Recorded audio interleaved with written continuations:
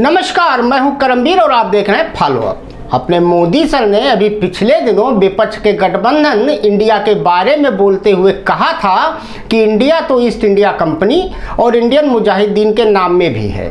इस पर खूब बहस हुई, लेकिन अपने मोदी सर बकौल पूर्व राज्यपाल सत्यपाल मलिक या तो जानकारी से अपडेट नहीं रहते या फिर सूत न कपास चुनावों में लट्ठम लट्ठा करने लगते हैं। आज हम फॉलो अप में बताएंगे कि साल 2005 में ही ईस्ट इंडिया कंपनी आखिर कैसे एक भारतीय की हो चुकी है, जिसकी खबर शायद मोदी सर को है ही नहीं।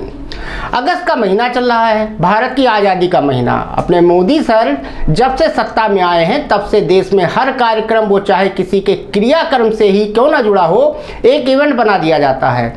हालांकि 15 अगस्त सन 47 से ही हर भारतीय के लिए इवेंट से भी बढ़कर रहा है। तो इस बार भी मोदी सर ने आज़ादी के अमृत महोत्सव पर एक मुट्ठी मिट्टी वाले सेल्फी का फरमान दिया है। अगर आपने भारत के स्वाधीनता संग्राम का इतिहास पढ़ा होगा तो आपने कंपनी राज के बारे में भी जरूर पढ़ा होगा।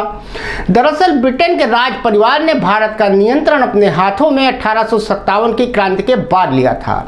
उससे पहले भारत पर एक कंपनी का राज चल रहा था। संयोग देखिए, समय का पहिया ऐसा घूमा कि जो कंपनी भारत पर सदियों तक राज कर रही थी, उसका मालिक एक भारतीय बीते 20 साल से बना बैठा है।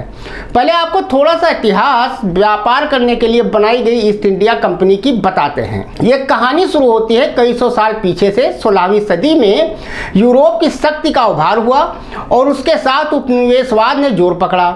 उसी वक्त कुछ अंग्रेज व्यापारियों ने मिलकर ईस्ट इंडिया कंपनी बनाई, जिसका मुख्य उद्देश्य भारत से व्यापार करना था।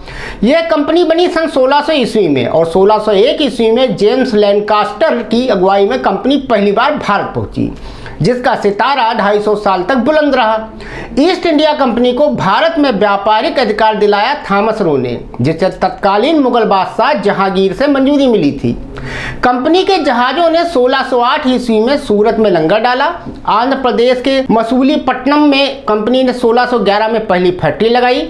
उसके बाद कुछ ही सालों में कंपनी ने कोलकाता, सूरत समेत कई शहरों में ठिकाने बना लिए। धीरे धीरे कंपनी व्यापार छोड़ शासन करने लग गई।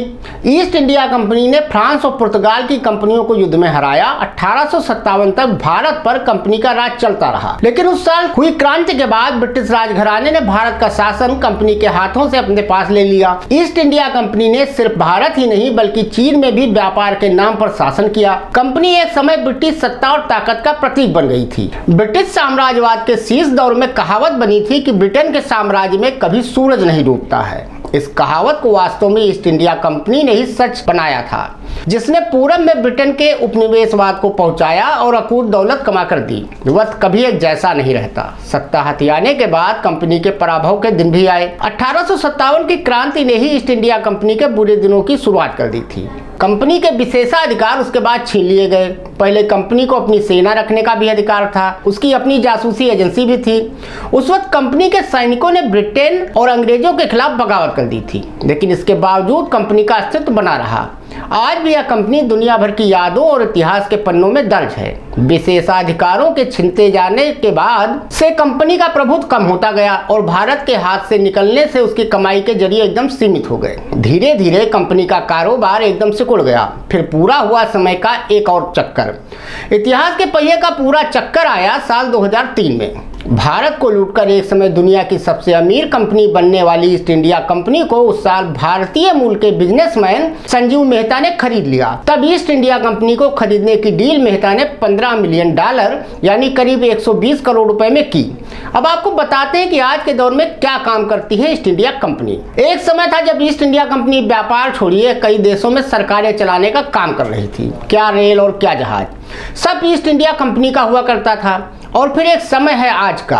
अब मेहता ने उसे खरीदने के बाद ई कॉमर्स प्लेटफॉर्म बना दिया है। दरअसल ईस्ट इंडिया कंपनी भारत से जाने के बाद से बेहद खराब हालत में आ चुकी थी। उसका पूरा व्यापार दिन ब दिन डूबता जा रहा था। ब्रिटिश सरकार ने भी उसकी कोई मदद करने से साफ तौर पर मना कर दिया था, क्योंकि कंपनी का नाम दुनिया भर में प्रसिद्ध था। इसलिए जैसे तैसे ब्रिटिश सरकार ने कंपनी को पूरी तरह से बंद नहीं होने दिया। ये बात है साल 2003 की। भारतीय बिजनेसमैन संजीव मेहता को जब पता चला कि ईस्ट इंडिया कंपनी अब अपने कदमों पर खड़ी नहीं रह सकती, तब उन्होंने एक बार उनके ऑफिस जाने का फैसला किया। ऐसा कहते हैं कि संजीव ने वहां जाने से पहले ही सोच लिया था कि वो ईस्ट इंडिया कंपनी को खरीद कर रहेंगे। ये एक तरह से उनकी तरफ से भारतीयों को एक दिया गया तोहफा था। जिस कंपनी ने भारत पर राज किया था, आज वो उसे ही खरीदने के इरादे से उसके ऑफिस गए थे। संजीव का कहना है कि उन्हें ईस्ट इंडिया कंपनी के ऑफिस में महज 20 मिनट हुए थे कंपनी के शेयर खरीदने को लेकर। उन 20 मिनट के पहले 10 मिनट में ही उन्होंने जान लिया था कि कंपनी अपने घुटनों पर आ चुकी है। वो इसे बेचने की उम्मीद में ही थे। जैसे ही संजीव को समझ आया कि कंपनी अब बिकने की कगार पर है, उन्होंने सामने से एक नैपकिन उठाया और उस पर एक दाम लिखा। उस दाम को देखते ही कंपनी के मालिकों ने संजीव को 21% शेयर बेचने का फैसला कर लिया। महज 20 मिनट में संजीव ने कंपनी में एक बड़ा हिस्सा अपने नाम कर लिया। सिर्फ 1 साल के अंदर संजीव ने ईस्ट इंडिया कंपनी के बाकी के 38 स्टेक होल्डरों से उनके शेयर खरीद लिए और कंपनी को पूरी तरह से अपना बना लिया। सिर्फ इतना ही नहीं, भारतीय बिजनेसमैन आनंद महिंद्रा ने भी संजीव की ईस्ट इंडिया कंपनी में इन्वेस्टमेंट किया है। माना जाता है कि संजीव ने कुल $15 मिलियन की इन्वेस्टमेंट इस कंपनी पर की है। उन्होंने कंपनी को खरीदने के बाद कई साल तक इसे लॉन्च नहीं किया। दरअसल संजीव मेहता ने 2005 में कंपनी में अपना दखल हासिल किया और कंपनी को लग्जरी टी, कॉफी और खाद्य पदार्थों के कारोबार में एक नया ब्रांड बनाकर कंपनी को नई पहचान दी। फिर 2010 में मेहता ने नई पहचान के साथ कंपनी का पहला स्टोर लंदन के धनवान लोगों का इलाका कहे जाने वाले मेफेयर में खोला। हालांकि उनका मानना था कि ईस्ट इंडिया कंपनी को दुनिया भर के लोग जानते हैं और इसके जरिए अच्छा बिजनेस किया जा सकता है। इस बार ईस्ट इंडिया कंपनी सिर्फ चाय, मसाले और रेशम नहीं बेच रही, बल्कि इसकी जगह वो लग्जरी चीजों में भी सौदा कर रही है। इतना ही नहीं, आने वाले वक्त में ईस्ट इंडिया कंपनी का स्टोर भारत में भी खोला जाएगा और यहाँ पर यह खाने की चीजें, फर्नीचर, रियल एस्टेट आदि जैसी चीजों में सौदा करेगी। एक बार फिर दुनिया ईस्ट इंडिया कंपनी को देख रही है, मगर इस बार फर्क सिर्फ इतना है कि अब इसका मालिक एक भारतीय है। धन्यवाद।